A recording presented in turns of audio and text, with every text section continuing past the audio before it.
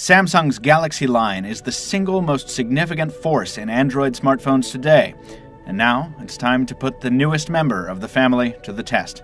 I'm Michael Fisher, this is Pocket Now, and this is our Samsung Galaxy S4 review. Last year's Galaxy S3 stretched the bounds of what a smartphone could include. Samsung went out of its way to cram as many features as it could into a compact, elegantly designed package, and in large part, it succeeded. With this year's Galaxy S flagship, the company has tamed that ambition somewhat. Samsung says it wants the Galaxy S4 to be a device you can recommend not just to a tech enthusiast, but to your mother as well. It balances amped-up specs like a 13-megapixel camera with new tutorials and an easy mode for first-time smartphone users. And from hardware to software, it aims to alienate no one. This device is much less aspirational, much more iterative. Read our full review at PocketNow.com and follow us on the social feeds for all of our exhaustive Galaxy S4 coverage. But before you go anywhere, we've got a review to do. Let's jump in. The Galaxy S4 hardware incorporates touches of its immediate predecessor with those of the Galaxy Note 2 and the older Galaxy S2, resulting in an aesthetic that's vintage Samsung. The real innovation here isn't in a revolutionary new casing design, but in Samsung's ability to pack so many improvements into a smaller package. The screen is larger than last year's and stocked with improvements. 5 inches on the diagonal, Super AMOLED, and 1080p with a pixel density of 441 pixels per inch. In person, it's stunningly beautiful. Sandwiched between it and the removable 2600 mAh battery on our American review unit is a Qualcomm Snapdragon 600 processor, clocked at 1.9 GHz, backed up by the usual 2 gigs of RAM. Some global versions of the Galaxy S4 will ship with Samsung's new Exynos 5 Octa CPU. Our unit here is not one of them.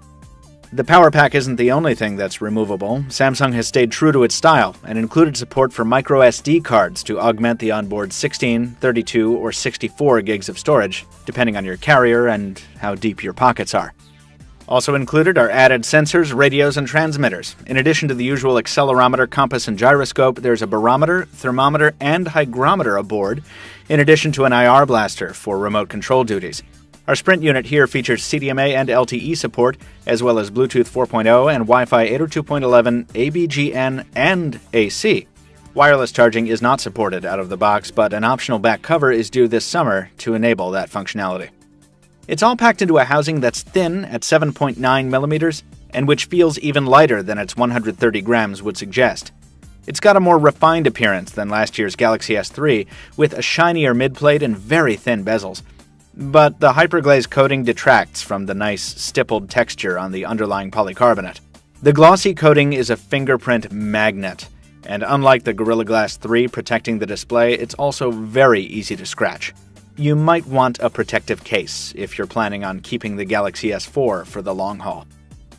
While the hardware is familiar from 2012, the software is almost identical. Our demo unit arrived running Android 4.2.2, but aside from the Galaxy S4's sharp 1080p display and a few tweaks, the experience is just like using any other high-end Samsung smartphone running TouchWiz. Some of those tweaks are useful, like the added toggles in the notification area and the lock screen widgets that come with the new version of Jelly Bean. Others, like the confusing tabbed settings menu and the brightened-up dialer, are not as welcome. Samsung is making a renewed push to embed itself into your media consumption with the Samsung Hub, a content store and aggregator for an inconsistent selection of books, video, and music. The books catalog is beyond anemic, but the music and video categories have a fairly wide array of choice. Unfortunately, there's nothing really special about the UI, and the feature set doesn't particularly stand out. Unless you're an avid user of your Samsung account, if you already use Spotify, Netflix, Google Play, or a combination of those to manage your media, there's not much reason to switch to Samsung's ecosystem. On the plus side, the Peel-powered Watch On home media and remote control application works well, and it offers a ton of features for those who get most of their entertainment from the living room. Samsung has also baked a Galaxy Note feature into the S4, AirView. This allows a user to hover a finger over the screen to trigger previews of specific content or to magnify text. It works well in apps like the Gallery and the special build of Flipboard, but it suffers elsewhere, like the email and messaging apps, where some threads just refuse to provide previews at all. The companion air gesture feature is much the same, useful in a few circumstances, but not reliable or far-reaching enough to justify its inclusion. At best, it's a gimmick. At worst, when it misinterprets a hovering hand as a gesturing one, it really interferes with the operation of the device. We're not sure if we have these added features to blame for the occasional lag or stutter that we see in TouchWiz, but whatever the case, it is occasionally there, and we don't like it. A device with hardware this powerful should exhibit no lag whatsoever. There are nice flares here, like the inclusion of S-Health out of the box so you exercise aficionados can stay fit, and Story Album to collect your photos and print them using a third-party service if you like. There's also a helpful suite of tutorials and descriptions for each of the new device features. But this year, even more than last, it seems like Samsung is just aimlessly tossing new features at the user without first perfecting the experience of each one. It's hard not to wonder how many of these new features are going to wither on the vine over the course of the coming year. Anybody remember S-Voice? Fortunately, there's one area where building features on top of features has resulted in a very compelling package: the camera. While the sensor has been boosted to 13 megapixels over last year's 8, that's less impressive than the addition of new shooting modes like Drama Shot, Animated Photo, and even Dual Shot, all of which help the Galaxy S4 maintain camera parity with competing offerings from Nokia and HTC. The viewfinder has also been cleaned up and augmented with software ripped right from the Galaxy camera, resulting in a simple, bright, and fun shooting experience. There are some downsides. We don't love the reduced field of view of the new camera compared to others on the market, or the default setting of 9.6 megapixels out of the box, and we wish this shooter featured improved low-light performance. Also, photos in challenging lighting situations can get a little too noisy for our taste.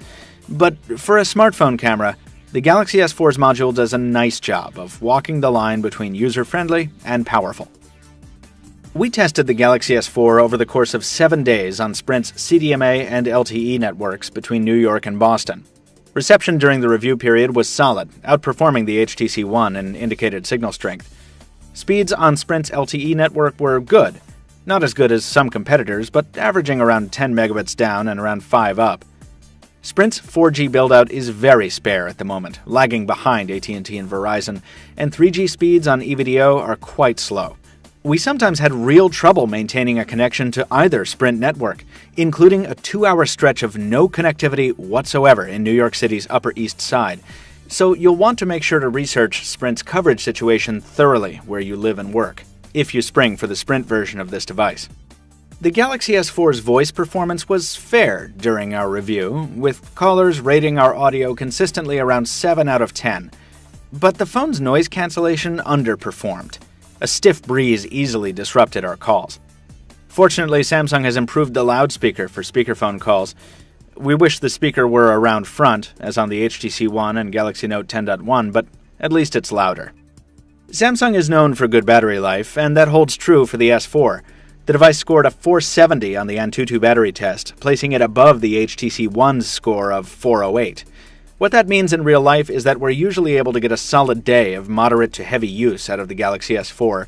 Your results, as always, will vary, but heavy users can always spring for a spare battery due to the swappable design. The Galaxy S4 can't be considered in a vacuum. The landscape might be less crowded these days, but there's still significant competition out there from other manufacturers. Some phones feature prettier hardware than the S4, and others offer better designed software. But few of them pack as much power and expandability in such a svelte casing. While we'd have liked to see Samsung blow us away with a groundbreaking smartphone in 2013 the way it arguably did in 2012, the simple fact is that that can't happen every year. And more importantly, it doesn't have to.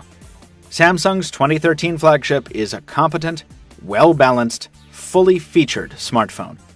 No, it doesn't really inspire us, and we might not recommend it to mom or dad just yet, but for the tech-savvy, and even the average user, it's a very good choice.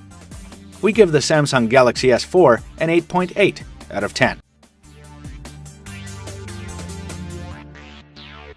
Folks, we have much more on the Samsung Galaxy S4, including a full written review at pocketnow.com. You can also check out our other Galaxy S4 videos here on YouTube, but before you go, drop us a like if you enjoyed this one, leave a comment if you have a response, and thank you, as always, for watching. We'll see you next time.